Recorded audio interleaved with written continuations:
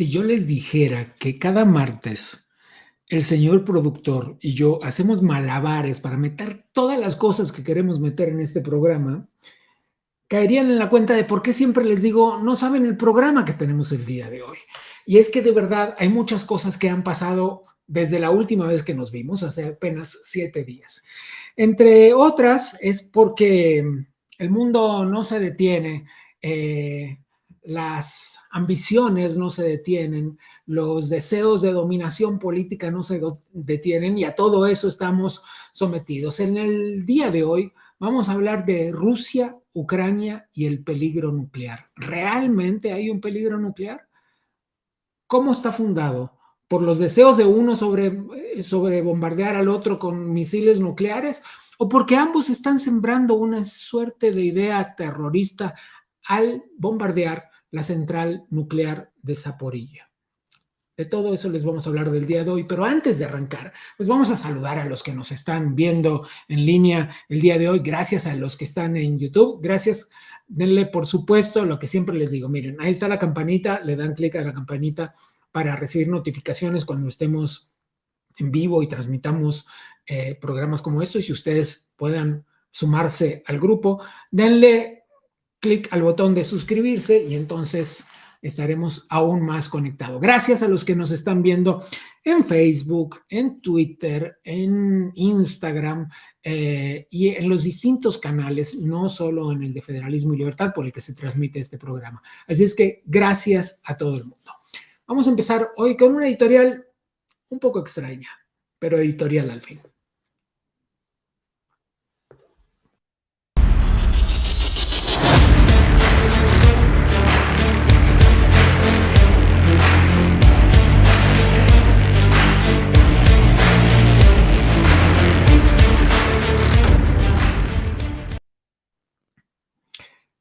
Yo tenía 25 años y ella 69. Era una diferencia de edad enorme y entenderse era realmente complicado. Pero bueno, había que hacerlo. Ella, que murió hace apenas 2 días, se llamaba Ebe de Bonafini. Estaba a punto de cumplir 94 y a lo largo de su vida había experimentado las mayores mutaciones que puede experimentar cualquier ser humano. Murió siendo reconocida mundialmente por su lugar como presidente de la Asociación de Madres de Plaza de Mayo y producto de aquellas muchísimas conversaciones que tuvimos hace más de 2 décadas, escribí este libro. Ella contó todo lo que yo le pregunté. La pregunta es si yo le pregunté todo lo que había que preguntarle cuando era tan joven, tal vez algo inexperto, pero sobre todo era yo un sujeto entregado a la fascinación de un personaje tan complejo. Ebe de Bonafini no puede ser contada como una figura de suma importancia en los derechos humanos del mundo si no es contada a través de sus contradicciones, de sus profundas contradicciones. La muerte no puede servir para santificar a nadie y, por cierto, tampoco debería servir para obviar algunos capítulos de su vida. Esa Ebe de Bonafini, presidente de Madre de Plazas de Mayo, fue la misma que se alió con distintos gobiernos dependiendo la época y no es justo dejar de ver eso. Ella se acercó siempre al poder, fuera cual fuera el poder, desde que le tocó estar en la escena pública, porque fue precisamente en los años en los que llegaba la democracia a Argentina. Fue precisamente durante un mundial, el de 1978, cuando la prensa internacional empezó a cubrir estas rondas alrededor de la Plaza de Mayo porque reclamaban por sus hijos desaparecidos. Después de eso vino un futuro realmente lamentable para una figura que había nacido bastante más limpia de lo que acabó. Vino la estafa multimillonaria de sueños compartidos, 13 millones de dólares, y ella se murió sin ser juzgada por eso.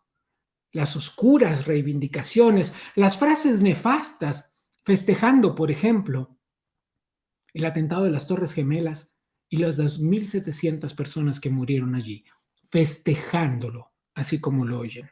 Esa era Ebe de Bonafini, que cometió el gravísimo error de poner al servicio de los partidos políticos algo que nunca debería haber estado al servicio de eso, porque los derechos humanos son de todos y no de los que están en el poder.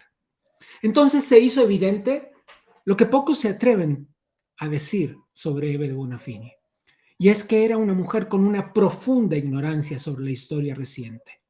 Y gracias a eso, se dejó de seducir por los discursos más fáciles y también, algunas veces, más falaces. Abrazó a dictadores e insultó a cuanta persona se atravesó en su camino. El diputado argentino Fernando Iglesias dijo lo siguiente: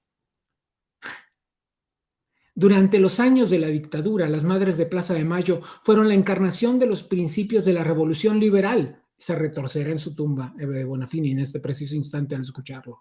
Habeas corpus, derecho a la vida, de reunión y de expresión, lucha contra los abusos del Estado, y el resto ya lo vimos, escribió Iglesias. El peronismo lo rompe todo. En estas 48 horas que han pasado de su muerte vimos unas redes sociales enardecidas y muy al estilo argentino, sumamente polarizadas. Tanto que hubo mucho lenguaje de odio, ciertamente, mucha ironía cruel y alguna alegría por su muerte, así de grave. Porque si vamos a criticar lo que ella hacía, como festejar un atentado, pues tampoco nos pongamos en la misma línea, ¿no? Ni cordura ni coherencia para el final de la vida de Ebe de Bonafini, aquello que parecía caracterizarla cuando empezó. Nosotros seguimos con más Contracorriente.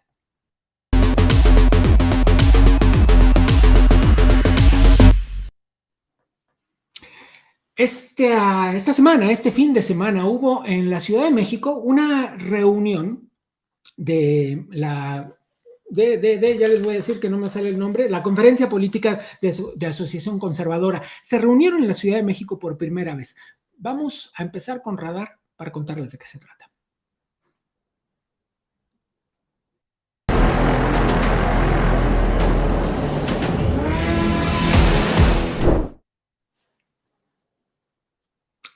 Este radar en el que vamos a conversar con la senadora María Fernanda Cabal. María Fernanda estuvo en esa conferencia, en un minuto nada más conversaremos sobre eso. Quiero explicarles que la reunión fue multitudinaria y sumamente polarizada a través de la narración de los medios de comunicación.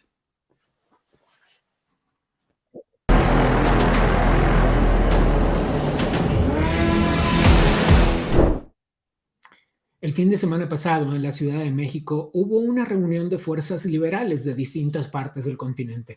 Algunos medios de comunicación la mencionaron como una especie de cumbre de ultraderecha, pero la realidad es que hubo distintas fuerzas del continente intentando encontrar acuerdos en defensa de la libertad. Para hablar de eso esta tarde, una de las ponentes principales de este foro el fin de semana, la senadora María Fernanda Cabal, colombiana del Partido de Centro Democrático. Buenas tardes, ¿cómo está, senadora? Gracias por recibir la llamada.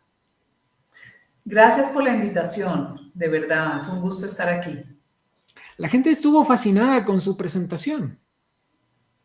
Sí, porque yo siento que a lo largo de estos años hemos aprendido a conjugar, incluso gramaticalmente, las ideas fuerza en torno al momento en el que vivimos. Un momento de marxismo cultural, un momento de inversión revolucionaria, de aplauso a lo antinatural, que finalmente va a terminar es en contra del mismo ser humano. ¿Para qué sirvió esta reunión? ¿Cuáles fueron los acuerdos principales? Lo más importante es encontrar un lugar donde quepamos todos los que tenemos principios e ideas conservadoras.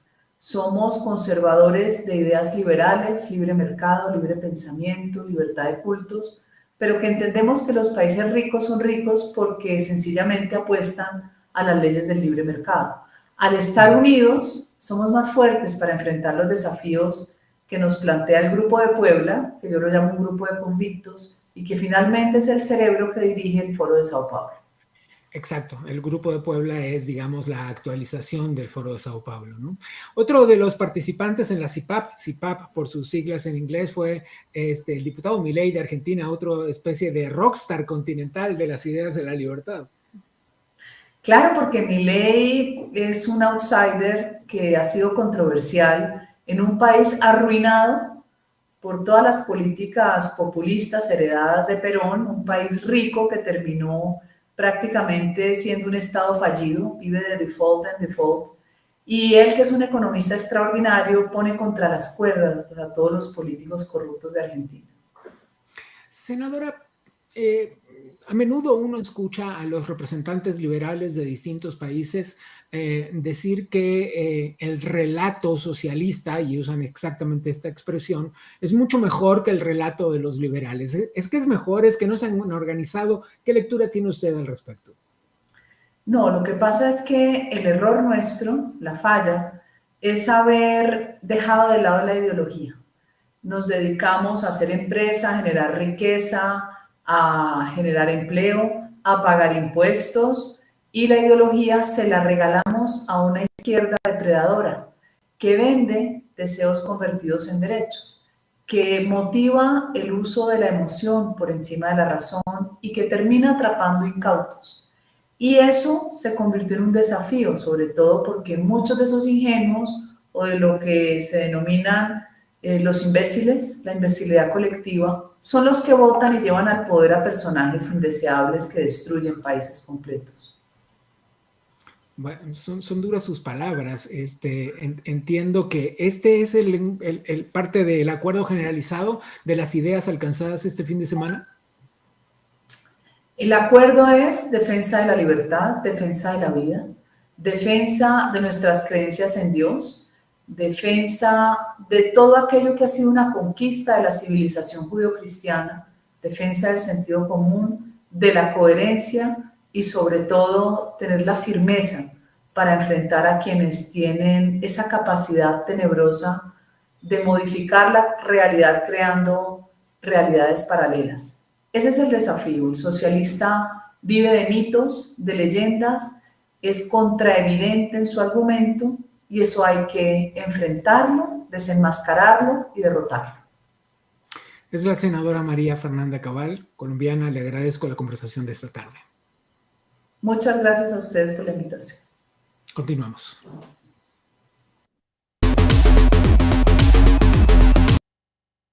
Les decía hace un minuto que esta reunión fue narrada desde los medios de comunicación con un grado enorme de oposición desde los medios mexicanos afines al gobierno de Andrés Manuel López Obrador y con un cierto beneplácito por los opositores al gobierno. Un día nos vamos a dedicar, porque se van a divertir mucho igual que yo cuando hago este ejercicio, nos vamos a dedicar a comparar titulares y cómo la misma historia es narrada con casi los mismos hechos, pero con una infinidad distinta de adjetivos para condicionar al público. No, lo vamos a hacer pronto porque les va a gustar el ejercicio. Quiero mostrarles algo, miren, esto que ven en pantalla aquí es el lanzamiento del índice de burocracia en Latinoamérica en 2022, que sucederá en FIU, en la Florida International University,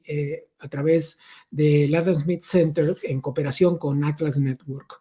Y va a suceder el 1 de diciembre a las 4 de la tarde. Allí yo creo que no se lo tienen que perder. Tenemos a alguien que nos va a invitar a ver este asunto, aunque más adelante tendremos más información.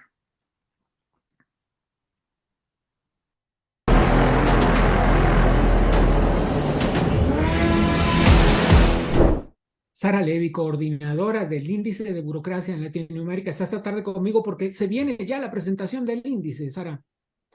Así es, y esperamos poder contar con su presencia el día 1 de diciembre a las 4 de la tarde en las instalaciones de Florida International University.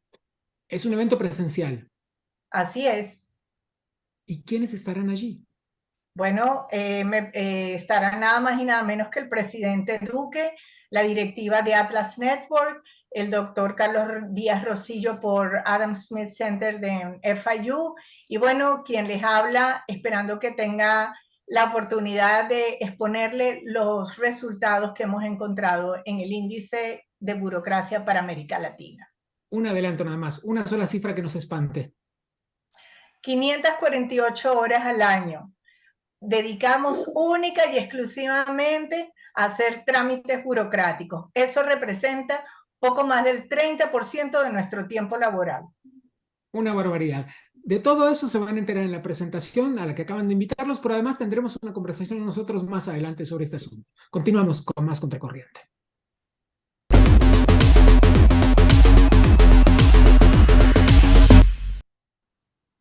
Me quedo con esa cifra. El promedio en Latinoamérica es 548 horas de trámites, 7 días y medio de corrido o 20 y tantas jornadas laborales. Pues así no hay empresa que pueda subsistir. Y si no hay empresas, no hay generación de riqueza. Y si no hay generación de riqueza, no hay abundancia para todos. Y además, una cosa más que tienen que saber. El 90% de las empresas en Latinoamérica son pequeñas y medianas. Y además generan más del 60% de los empleos. Yo creo que ha llegado la hora de repensar un poco más. Solo como adelanto de lo que veremos la semana que viene en esta conversación, les cuento un poco. Esas 548 horas son el promedio, pero hay países como Argentina que dedican 900 horas y países como Venezuela que dedican más de 1000 horas. Díganme, ¿cómo se puede avanzar así?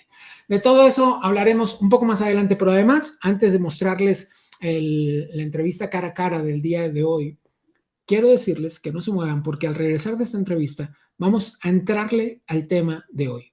Ucrania y Rusia enfrentados, pero además la sombra que sobrevuela esta guerra, el peligro nuclear. Vamos, ahora sí, al cara a cara de la entrevista de Carlos Díaz Rosillo con el expresidente Federico Franco.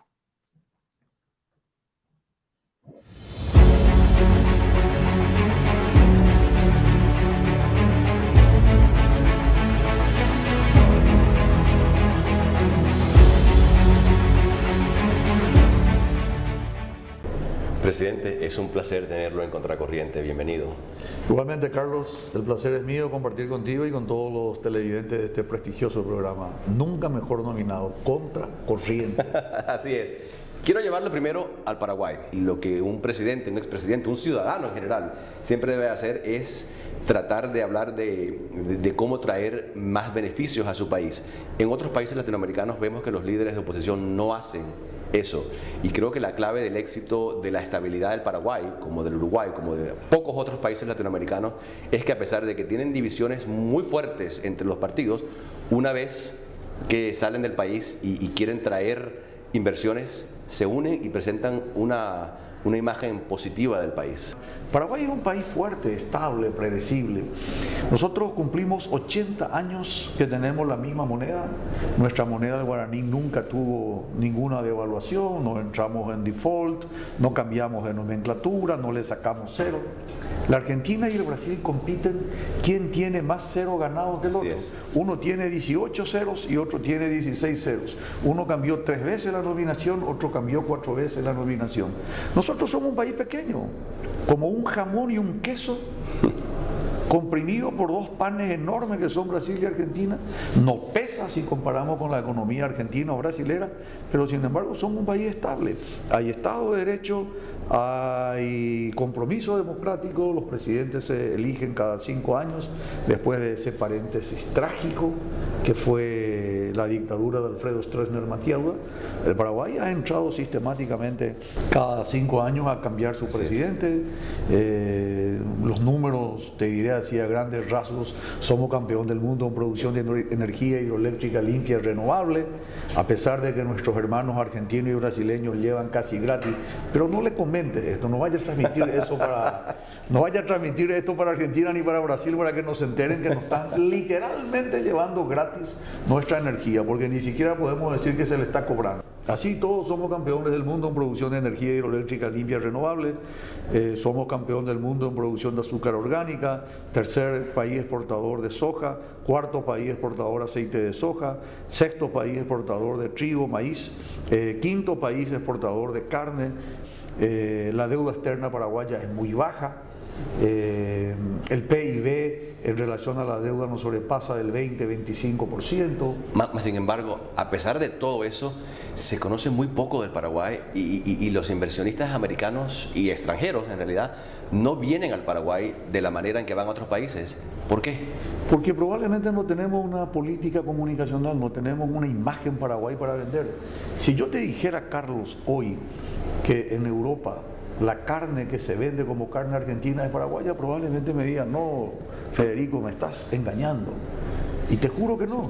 La carne paraguaya se está exportando hoy a los mercados más competitivos de Europa, de Estados Unidos, y los restaurantes de mayor jerarquía están llevando carne paraguaya por dos motivos. Primero, porque tiene un sabor irreemplazable, realmente deliciosa la carne. Muy buena. Y en segundo lugar, porque es predecible, hay trazabilidad en el origen de la carne. Creo que es un elemento importante.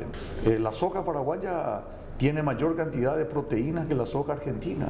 Entonces están trayendo soja paraguaya, como no podemos exportar a China, porque China nos tiene vedado, porque nosotros estamos aliados con Taiwán.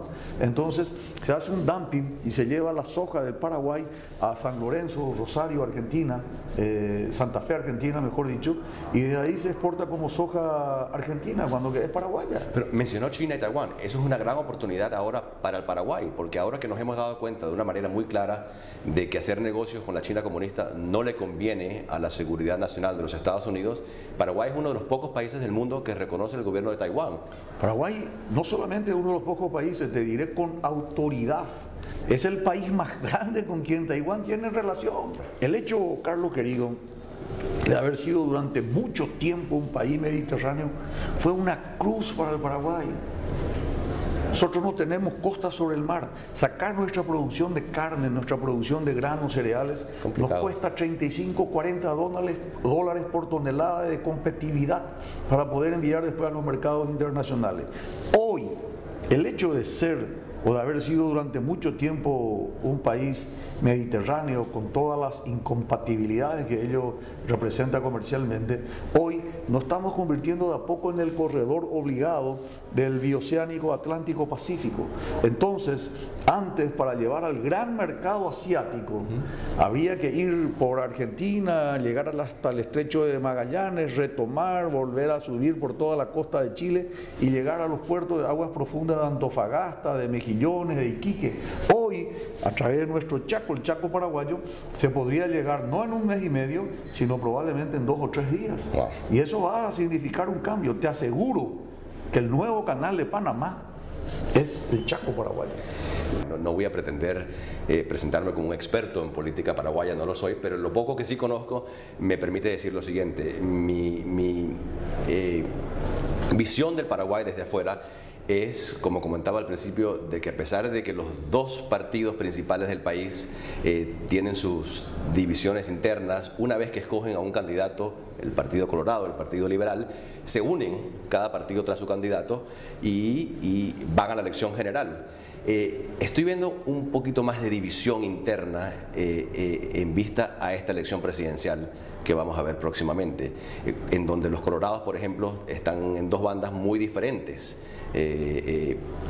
No sé si el Partido Liberal también tiene 2 bandas o 3 bandas diferentes, pero veo un poquito más de división interna de la que acostumbramos a ver en el Paraguay. ¿Es cierto? Y si es cierto, ¿cuál sería la implicación de esa división? En el Paraguay existe un bipartidismo muy fuerte, al igual que en los Estados Unidos, entre demócratas y republicanos.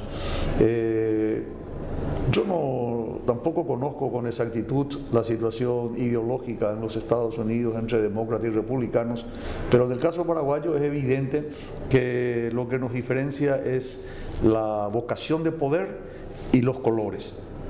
Porque los dos partidos son esencialmente partidos de centro, el Partido Liberal y el Partido Colorado. Digo liberal primero porque primero fue fundado el Partido Liberal.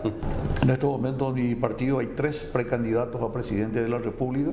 Sea quien fuera el ganador, yo te firmo, te endoso de que voy a acompañar al candidato de mi partido. Y dentro del Partido Colorado, Carlos, contracorriente, te dejo este pensamiento. Agarra y lees un diario del Paraguay.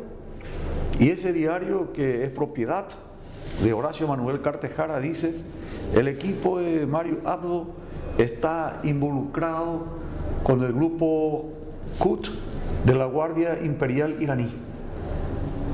Agarrás el otro diario, que no es propiedad de Horacio Manuel Cartes Jara, y ve el equipo de Horacio Cartes está involucrada con el grupo que maneja la zona de la triple frontera Hezbollah. Entonces uno no sabe qué país es. Entonces hay una incompetencia pública, indisimulada, lamentable, rechazable y detestable de quien está más inmerso en un hecho de corrupción que el otro. Ojalá, porque es un deseo personal, que esa división, esa fisura que aparentemente se está convirtiendo en fractura, termine por ser una fractura desplazada y que el Partido Colorado no vaya junto, porque electoralmente hablando son más numerosos que nosotros. Recientemente el gobierno norteamericano sancionó al presidente Cartes y a su familia, cosa que el gobierno americano usualmente no hace con un ex jefe de Estado, solamente lo hace cuando las circunstancias es extrema. ¿Cómo cree que esa designación de parte del gobierno americano está afectando la política interna del Paraguay? Yo me siento impotente porque yo hubiera esperado que el Ministerio Público, que la justicia paraguaya se encargue de aclarar algunos conceptos.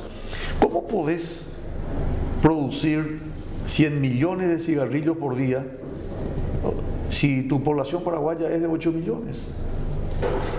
¿Cómo va a tener que tener al mismo tiempo 9, 10 cigarrillos en la boca al mismo tiempo durante las 24 horas de los 365 días del año? Es una antología al disparate. Entonces, ¿qué ocurre? Se produce cigarrillo, se lleva a la frontera, laundry, se lava la plata, se convierte en una gran lavandería y se utiliza esa plata en el deporte, en la política, en los comercios. Presidente Cartes, antes de ser presidente, fue presidiario. Era el único. Hoy lo acompaña Luis Ignacio Lula da Silva.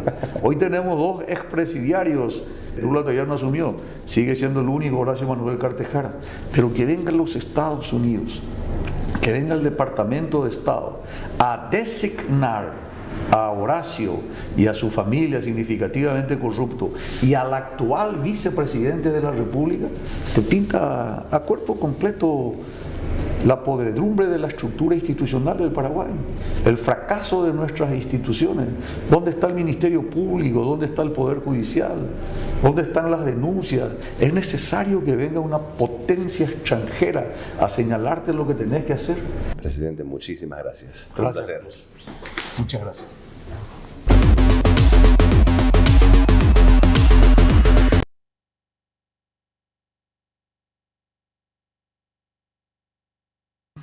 Me regreso apenas unos minutos para decirles lo mismo que les dije recién.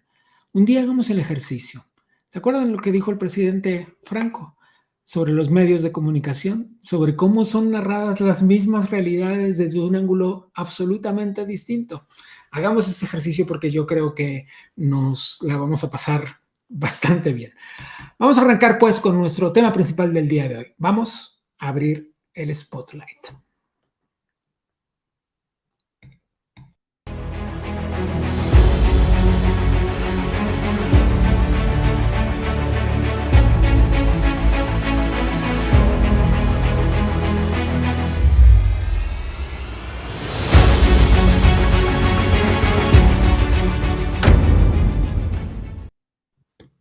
Han pasado 10 meses desde el comienzo de la guerra y a pesar de las historias agoreras de un comienzo que auguraban una tercera guerra mundial en la que sucumbiría la mayor parte del planeta, eso 10 meses después parece que no sucedió, pero no sucederá.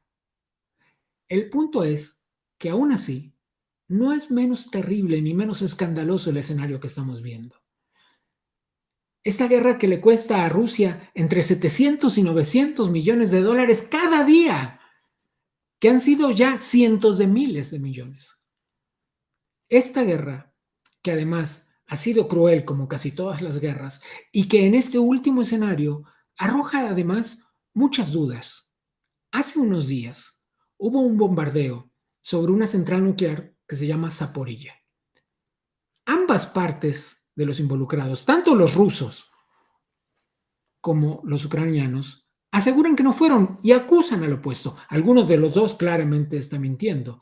Ahora entienden por qué esa amenaza nuclear no es solamente sobre si alguien tira un misil nuclear, es que están bombardeando un polvorín nuclear. Así de grave, así de loco, así de infame, así de peligroso es este asunto. No solo eso, se acerca el invierno. En Ucrania, las calefacciones de los hogares reciben la alimentación de una manera centralizada, como quien recibe el gas o la electricidad, por una red comunitaria. No es que cada quien tiene la calefacción en su casa. Los rusos se han dedicado a bombardear el sistema energético generalizado, gas, electricidad y calefacción de los ucranianos. Entonces, en esta guerra habrá irremediablemente una pausa. ¿Qué tan grande será? Vamos a hablar de esto con el primero de nuestros entrevistados en Contracorriente.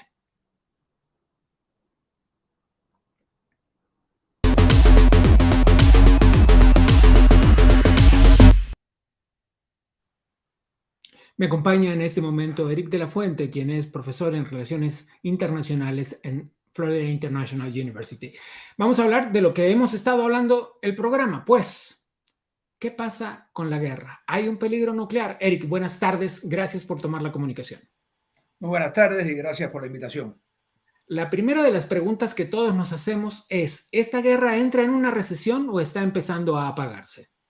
No, esta guerra todavía le falta. Yo creo que esta guerra he sostenido desde el principio que iba a ser una guerra larga y en este momento lo que estamos viendo es que está llegando a un punto donde a lo mejor uno de los dos lugares, de los dos bandos, no va a poder avanzar a lo mejor mucho más. Hemos visto en la primera parte de la guerra los rusos tomar alrededor de 15% más o menos del territorio ucraniano, en la zona del Donbass, originalmente un poco en Kharkiv que después, y en el sur. Y luego hemos visto ahora una contraofensiva ucraniana que ha tomado el sureste de Kharkiv, retomado la ciudad de Gerson y también empujó a Rusia fuera de la capital. Pero está en una situación ahora donde hay un problema. Los rusos peleando en el terreno no han tenido gran éxito, ¿no? Los ucranianos han demostrado que a medida que toman más armas, que están más entrenados, lo han hecho, pero los rusos tienen una capacidad de bombardear Ucrania, destruirle su infraestructura, realmente de gas, electricidad, que lo hace muy difícil. Y también es mucho más difícil para los ucranianos retomar territorio, como cualquiera, que defenderlo. Y entonces estamos llegando a un momento que vamos a tener un invierno muy difícil y viendo lo que sucede en el invierno nos indicará dónde va esta guerra. Bien, este invierno difícil, entre otras cosas, no es solo por las cuestiones climáticas, sino porque los objetivos militares rusos se han concentrado en el sistema energético ucraniano. Recordémosle a la gente que la gente en Ucrania recibe la calefacción por un sistema centralizado, no es una cosa doméstica e individual. Por eso estos ataques al sistema energético. Correcto, y esa es la estrategia del Kremlin. El Kremlin, a no poder ganar en el campo de batalla como esperaban, mucho más, con menos tiempo, inclusive después de perder territorio que tenían controlado por meses. La ciudad de Gerson la controlan desde marzo y la pierden ahora, y también en Kharkiv. Lo que se han concentrado bajo el nuevo general, que fue el general ruso que llevó los ataques contra Alepo en Siria, realmente de bombardeos, es acabar con la infraestructura ucraniana para la población civil, y obviamente militar, pero la población civil, electricidad, gas, calefacción. ¿Y qué es lo que hace eso? Buscan comprar tiempo, por un lado, porque a lo mejor el apoyo del Occidente, Europa y Estados Unidos, cuánto tiempo puede durar, cuánto tiempo puede mantenerse, que Ucrania lo necesita para poder combatir, y también la psicología del pueblo ucraniano, que ha sido... A eso iba, justamente a eso iba. Te quería preguntar, tú conoces el territorio, tú has estado ahí, tú bien lo conoces. Quería preguntarte sobre precisamente eso, el impacto emocional, el impacto en el mood, en la emoción en la que se encuentra el pueblo ucraniano y de qué manera, qué tan efectivo será esto, el ataque militar sobre el sistema energético y la opresión que esto implica sobre la población civil. Habiendo estado allí durante el conflicto y habiendo vivido antes también, sin duda la moral del pueblo ucraniano siempre ha sido altísima, ¿no? Y de hecho muchos se han incorporado al ejército o a las defensas territoriales y eso se mantiene de defender su independencia y su integridad. Dicho eso, el cansancio psicológico de no saber dónde hay un horizonte. Todo el mundo piensa, ¿cuándo esto se va a acabar? Aquí no hay una línea de que cuándo se va a acabar. Y esa es parte de la estrategia del Kremlin. Entonces, yo, por ejemplo, conversando con un amigo que estuvo en el frente de Mykolaiv por segunda vez. Mykolaiv es la ciudad que realmente, justo los ataques venían de Gerson para proteger, antes de llegar a Odessa. Y todos los miembros de la unidad que estuvieron cuando él empezó han muerto. Bien, y él me dice, si yo tuviese 3 meses más, pues sin duda, aquí estoy, lo que sea. Pero cuando uno no sabe si esto va a durar 3 meses, 6 meses, 1 año más, es mucho más difícil. No quiere decir que no vayan a pelear, pero es difícil. Y también la otra cosa, si uno ha vivido, como he vivido yo, un invierno en Ucrania, y si te lo puedes imaginar sin calefacción, eso no lo viví sin calefacción, es difícil de todas maneras, pero sin calefacción, sin electricidad, sin agua y sin cosas básicas. Imagínate que vives en un edificio en el piso 20. La única manera de subir y bajar ahora es por escalera, porque la electricidad no hay para la... Entonces, imagínate, esas son cosas mínimas. Imagínate si no tienes calefacción y todo. Esa es parte de tratar de presionar a una población a que, esa es la apuesta del Kremlin, que haya presión para que haya algún tipo de negociación donde el Kremlin todavía pueda salir adelante. Pero por ahora... Tenemos apenas un minuto antes de terminar esta entrevista, pero quisiera preguntarte sobre un hecho clave en cualquier guerra, que es el financiamiento. Diversos analistas han asegurado que esta guerra le cuesta a Rusia entre 700 y 900 millones de dólares cada día. ¿De qué manera se ha menguado la capacidad rusa de sostener esto? Mira, esto sin duda ha afectado a la economía rusa. La diferencia aquí es que el Kremlin realmente no ha tenido un gran interés por la población rusa y mantiene un control férreo sobre la parte política. Entonces, grandes de sus gastos para esta guerra, que todavía siguen vendiendo petróleo, todavía siguen vendiendo gas y la financian de esta manera, en vez de estar pensando en las necesidades que tiene Rusia, que son muchísimas, porque la gente va a Moscú y San Petersburgo, ciudades grandes, pero el interior de Rusia, la infraestructura es mala, está destrozada, la gente vive muy mal. Y por el lado de Ucrania, el tema es que también está costando mucho, pero no viene de los fondos de ellos. Ucrania está bancarrota, está destrozada, y por eso depende de la ayuda del occidente financieramente, aunque son los ucranianos que están peleando. Yo creo que aquí esta parte de financiación es importante, tanto de cuánto puede sostener Rusia, que ahora, por ejemplo, lo sostiene a pesar de que su población no está, y cuánto puede sostener Ucrania manteniendo la ayuda del occidente, que estamos hablando de muchos países. La Unión Europea tiene que votar unánimemente y obviamente cambios políticos en Estados Unidos pueden afectar eso. Eric de la Fuente, analista en relaciones internacionales, te agradezco enormemente esta conversación. Muchas gracias.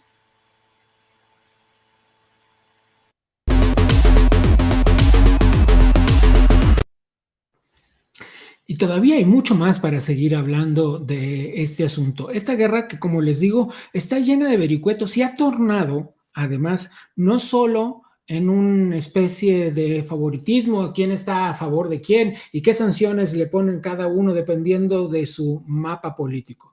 También, y sobre todo, hay que entender un asunto clave. Ha mutado enormemente lo que parecía ser el objetivo principal de esta guerra, que era, en principio, y así dijeron los rusos, restablecer la democracia en Kiev, deshacer un régimen que les voy a recordar, porque cuando de relatos se trata, es mejor dar datos y no relatos. Volodymyr Zelensky llegó a la presidencia después de 2 vueltas electorales, ¿sí? Hubo una primera y hubo un balotaje. En ese balotaje obtuvo 74% de los votos. Así es que este régimen del que habla el Kremlin debe ser entendido como debe ser entendido. Es decir, es una democracia y la gente lo votó. Vamos a ver si tengo a mi siguiente entrevistado. Es una de las entrevistas que más espero esta tarde. Quiero conversar con Octavio Pérez. No sé si ya lo tenemos. A ver, Octavio, si logro verte. No te tengo. No, para nada te tengo. Vamos a seguir. Hagamos una cosa, Sergio. Vamos a presentarle nuestra siguiente entrevista a la gente que nos está viendo. Somos cientos, por cierto, los estoy viendo en YouTube. Son cientos y cientos conectados, así es que no sean tímidos, pongan sus preguntas. Aprovechen que estamos en vivo y entonces podemos compartir sus preguntas con las personas que nos acompañan esta tarde. Así es que esperamos sus preguntas. Vamos ahora a nuestra siguiente entrevista contracorriente.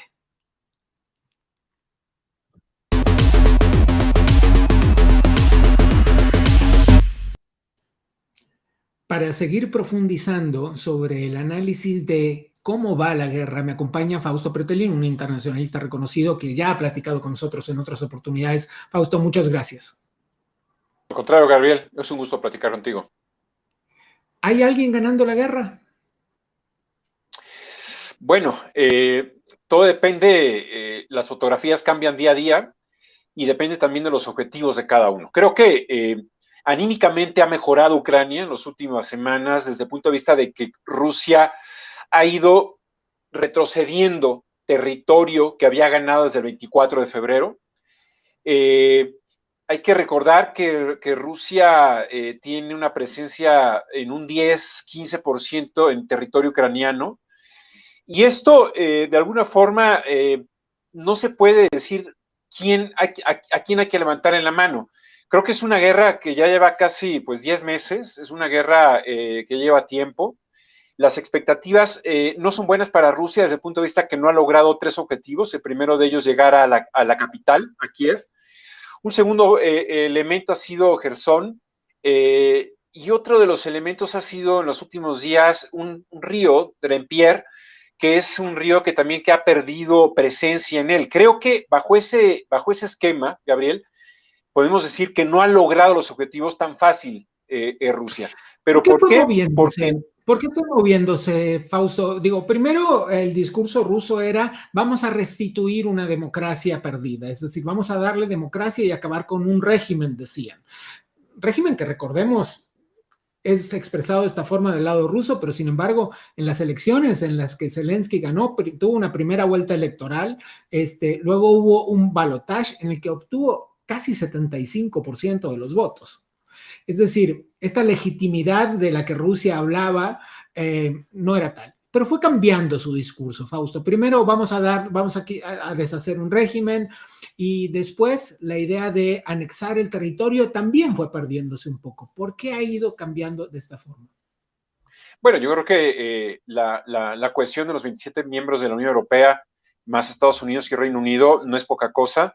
Han fortalecido a Ucrania. Ucrania, sin ese apoyo, evidentemente ya tendría los brazos abajo. Es un error de consideración de parte rusa, es decir, ¿no esperaban que esto fuera así? Sí, seguramente. Mira, hay que regresar rápidamente, Gabriel, a lo que fue la salida de Estados Unidos de Afganistán. Creo que si no hubiera salido tan mal, si no hubiera quedado tan debilitado el presidente Biden, el presidente ruso no hubiera invadido Ucrania. Eso es una conjetura, pero que tiene solidez en cuanto a la estrategia. Creo que Rusia se equivoca en el sentido de que también los 27 miembros de la Unión Europea no iban a estar en una quinta, sexta, séptima ronda de sanciones en contra de ellos, ni mucho menos dar materia pesada, equipo militar pesado, como lo hace Alemania con Ucrania. Nadie se hubiera imaginado eso. Los países, la democracia, las sociedades están presionando mucho a sus respectivos países, pues un costo adicional a la ya de por sí crisis que tienen todos los países después de la pandemia y obviamente con la crisis del petróleo. Entonces, yo creo que sí, efectivamente Rusia no se esperaba esta unión. Bien, hay un tema extra, y es que las guerras son costosísimas, Fausto.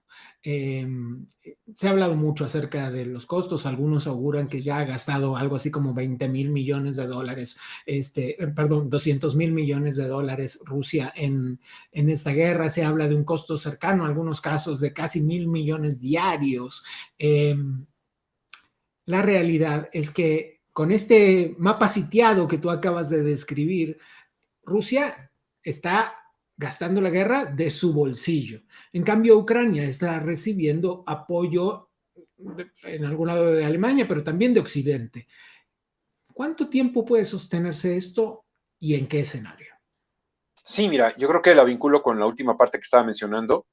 Las sociedades, las economías domésticas, hablo de los 27 miembros de la Unión Europea, más Estados Unidos y Reino Unido, que son los principales patrocinadores de Ucrania, en realidad, de esta guerra, se erosionan y se acaba ese dinero. Estados Unidos ha dado más de 18,000 millones de dólares en armas y en dinero, algo similar entre todos los miembros de la Unión Europea. Creo que esto puede durar no mucho tiempo.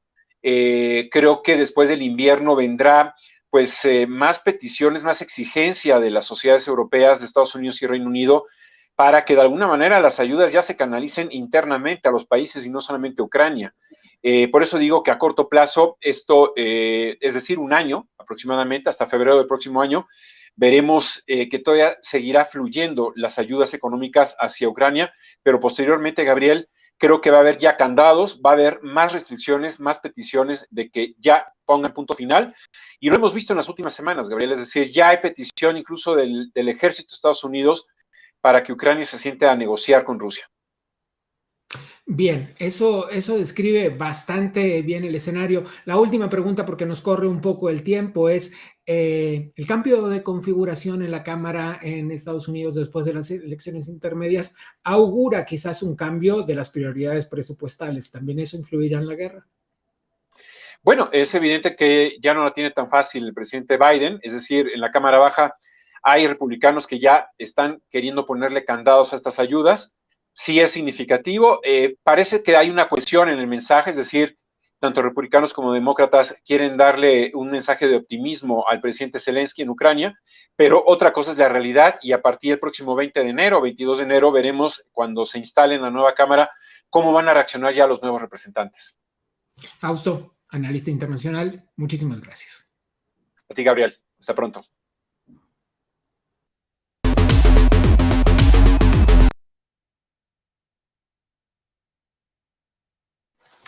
Déjenme decirles que cuando pienso en la guerra, me hago las mismas preguntas que están haciéndose algunas personas en la transmisión que tenemos en vivo a través del canal de YouTube.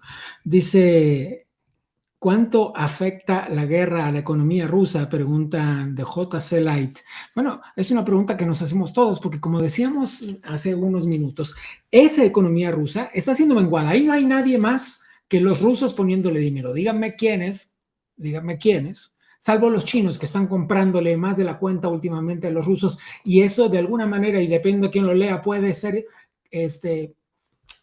algo así como pensado, como una especie de apoyo a la guerra, pero nadie está apoyando a Rusia en esta guerra. Entonces, la pregunta es, ¿quién está gastando más? Porque ahí está Zelensky pidiendo ayuda a muchísimas personas alrededor del mundo, muchísimos gobiernos alrededor del mundo. Y sin embargo, aún así, esta guerra está teniendo unos costos millonarios. Millonarios. ¿Qué más? ¿Qué más preguntas hay? Dice Javier Nassif, dice, y son egoístas. Sí, claro, son egoístas. Sin duda son egoístas, pero sin duda son egoístas. Dice también Javier, dice Mar del Valle, muy bueno Pretelín, sí, muy bueno Pretelín, eso es un gran analista internacional, por eso nos da siempre mucho gusto tenerlo aquí. Pero dice Bio Verdú, gracias por la información, mi pregunta es, ¿hay alguien perdiendo la guerra? Bueno, depende quién lo lea, habrá una enorme masa, incluso los que no parecen estar involucrados perdiendo esta guerra. Y además hay otros, muchos más, que estamos perdiendo esa guerra. Todos los que vivimos en países sumidos en una inflación enorme y desbocada e inusual en muchos casos, dependiendo del país en el que vivas, estamos sufriendo y estamos perdiendo en esta guerra a pesar de no participar de ella. Una muestra más, y solo para ponerle un poco de picante a esta conversación, una muestra más de que a pesar de todas las políticas proteccionistas que muchos gobiernos intenten instaurar en términos económicos, el mundo está globalizado y nos pega más de lo que quisiéramos. Quiero mostrarles un poquito más de cosas, a ver qué más tenemos de preguntas por aquí. Más arriba dice alguien, se refiere un poco antes a la conversación que estábamos teniendo, espero que los ataques entre los líderes no erosionen la representatividad de ambos partidos, que es la base de la estabilidad democrática del Paraguay. Está hablando de la entrevista con el expresidente Federico Franco, es José Guillermo Godoy el que lo dice, desde Federalismo y Libertad. Bien, estamos prácticamente llegando al final del programa de hoy, pero, ¿qué creen? Que nos vamos a ir sin un toquecito de humor, aunque sea un toquecito de humor en este final de martes. Vamos a mostrarles esto, nuestro regalo del día de hoy, que nos manda Abraham Rivera, que es el influencer, el youtuber, el caricaturista. Miren lo que es eso. esa guerra. Por un lado misiles y por el otro lado dinero y en el medio la pobre Ucrania. ¿Qué irá a pasar? Les recomiendo darse una vuelta por las redes sociales de Abraham Rivera, que está allí. Tenemos, ahí sí, creo que sí lo tenemos, nuestro último entrevistado del día. Vamos a ver si lo logramos, mi estimado Sergio. Vamos a ver si lo logramos. Vamos a saludar una vez más a Octavio Pérez en esta tarde. Octavio, me da mucho gusto saludarte. Buenas noches. No sé si me escuchas. Octavio, ¿nos escuchas? No, no te tenemos, no te escuchamos tampoco nosotros a ti. Ninguna de las dos cosas, ni te escuchamos ni nos escuchas. Bien, me voy a tomar un minuto más para que la gente de la producción me ayude a resolver este inconveniente.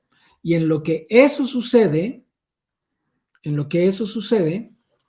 quiero conversar con ustedes sobre las cosas que... Miren, Manuel Rodríguez dice, Díaz-Canel en Moscú, ¿qué significa? ¿Saben? El día de ayer fue anunciada la presencia del dictador cubano en Moscú.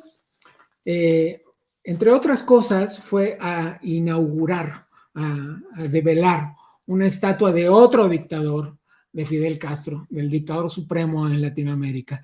Y sin embargo, ¿qué significa de eso? Pues me gustaría mucho hablar de esto con Octavio Pérez, si es que logramos restablecer el audio, porque el video ya lo tenemos de esta conversación. A ver si ahora sí lo tenemos. ¿Me avisan? Ahora sí, ahora te oigo. Ya te oigo. Muchas preguntas. Octavio, tú voy a hacer, ahí está, algo está haciendo. Si tú me escuchas ahí, vamos a ver que la gente de la producción nos ayude a manejar el retorno que estamos teniendo. Tú eres teniente coronel en retiro, así es que tu voz esta tarde es fundamental para ayudarnos a entender esta guerra.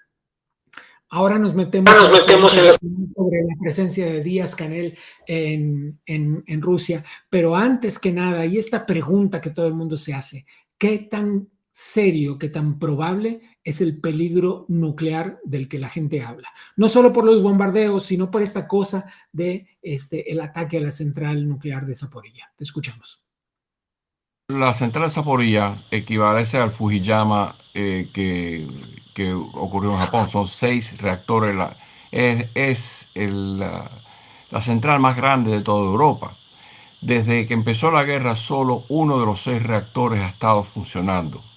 El peligro es, y otra cosa que hay que tomar en cuenta, desde el 2001, cuando hubo los ataques de las Torres Gemelas, todas a nivel internacional, todas las instalaciones con reactores nucleares fueron reforzadas para poder sostener el embatimiento de un avión 747, en otras palabras. Por lo menos en cuanto a un impacto de artillería, no es problema. Lo que está ocurriendo ahora con el bombardeo de artillería es simple y sencillamente que están dándole a las áreas donde se tira el material radioactivo, que puede lanzar unas nubes nocivas que obviamente también van hacia Rusia, que es lo más irónico de todo esto. Ahora, el peligro es que los canales que reabastecen los reactores, que los mantienen fríos, o sea, ese reactor necesita una gran cantidad de agua para mantener, y los generadores están funcionando con otros generadores a base de petróleo, y eso no se puede sostener. Y si se le aguanta el fluido de agua a los reactores, el reactor que esté prendido en actividad puede derretirse y hacer otro Chernobyl. Ahora, el contenimiento es posible, pero como te digo, no es como un miedo para decir tenemos una hecatombe como Chernobyl o Fujiyama. El problema es que lo absurdo de todo esto es que los rusos permanecen en Zaporizhia usando la base para ellos disparar, mientras que los ucranianos han disparado en áreas aledañas. Así que hay misiles, hay bombardeos de ambos lados, pero no en los reactores. El peligro es que es insostenible. Son los mismos técnicos ucranianos que están allí, el mantener el reactor frío funcionando, que por cierto, esto da 25% de toda la electricidad del sur del país. Muchísimo. Quiero apelar a tu militar para que nos digas qué posibilidad encuentras de este miedo que tiene la población mundial, y digo esto sin miedo a exagerar, de este miedo que tiene la población de un ataque nuclear.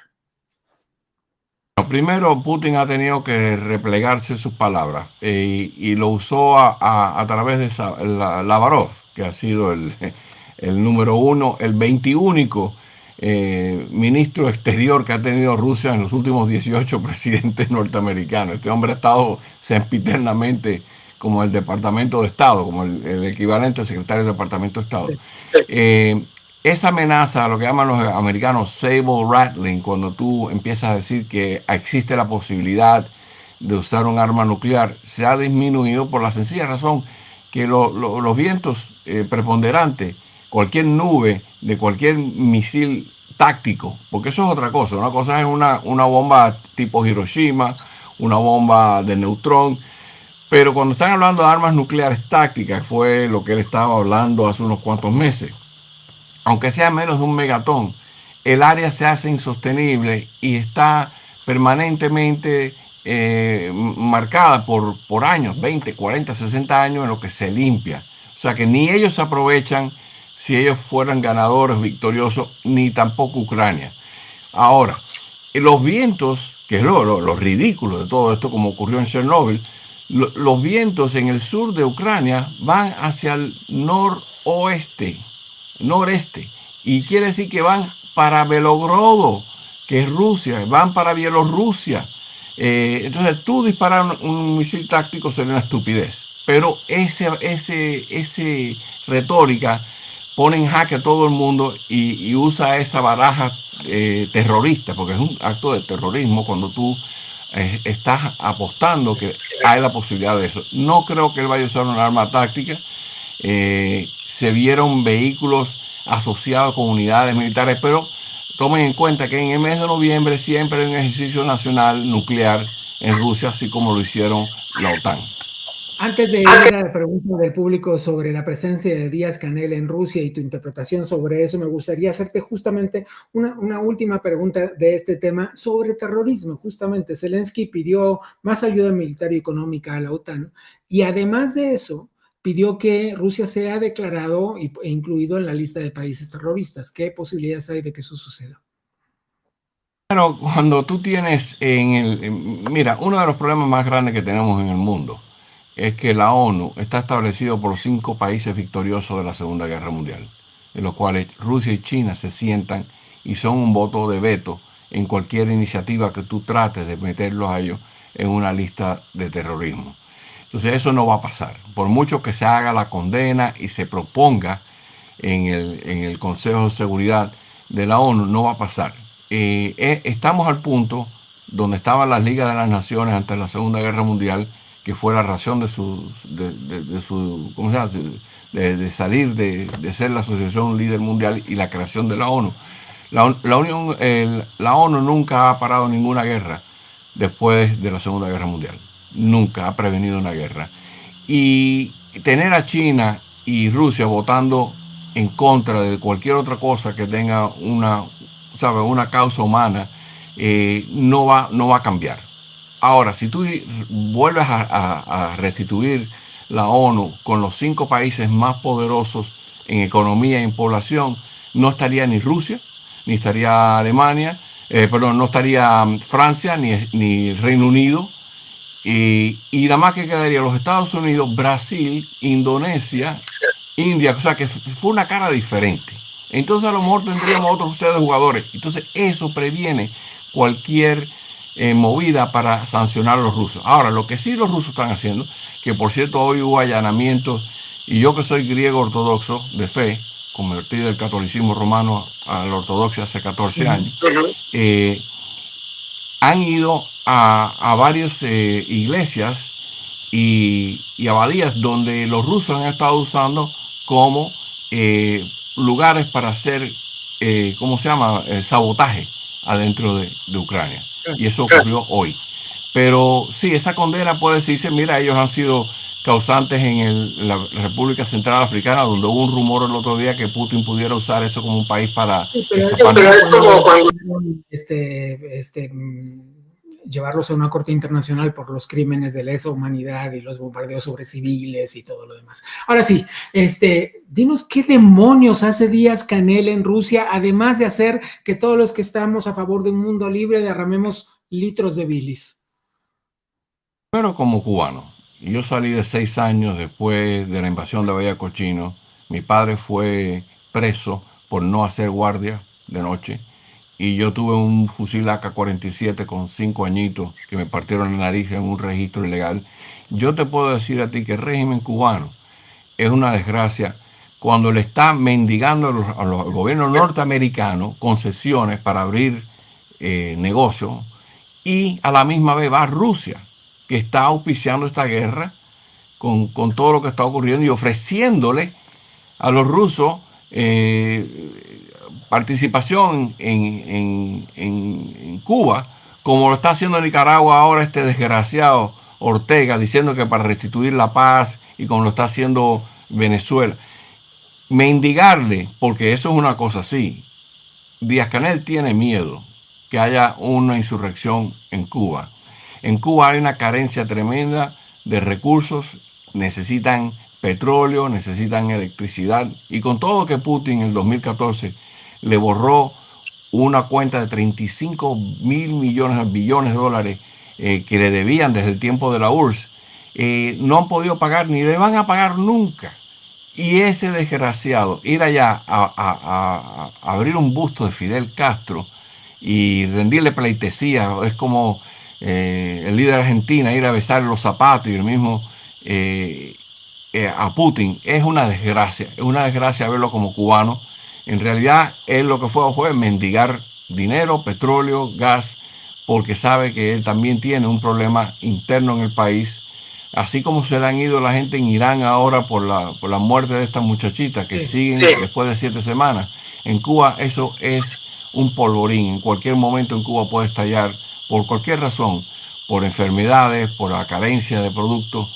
Pero lo curioso de esto es el gobierno americano, esta Casa Blanca, sigue presionando para abrir más con ellos y a llegar a un acuerdo inmigratorio, cuando están ellos auspiciando y dándole el apoyo a Putin, que eso es lo que más me revienta.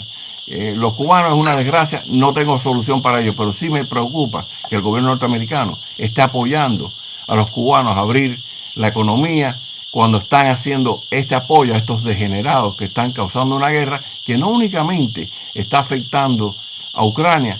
Mira, este problema de destruir Zaporizhzhia, estamos en un problema global a causa de esa guerra. Lo que pasa además es qué fuerzas se están aliando con esa guerra, ¿no? Tenemos que irnos ya, Octavio. Quiero agradecerte mucho. Muy bien. Era Octavio Pérez, teniente coronel en retiro de las Fuerzas Armadas en Estados Unidos. Esto fue el Contracorriente del día de hoy, con algunos pequeñísimos accidentes técnicos, pero con una cantidad de contenido que evidentemente nos han servido para entender un poco más en este mundo en el que nos ha tocado vivir. Soy Gabriel Bauduco, esto es Contracorriente y nos vemos la semana que viene.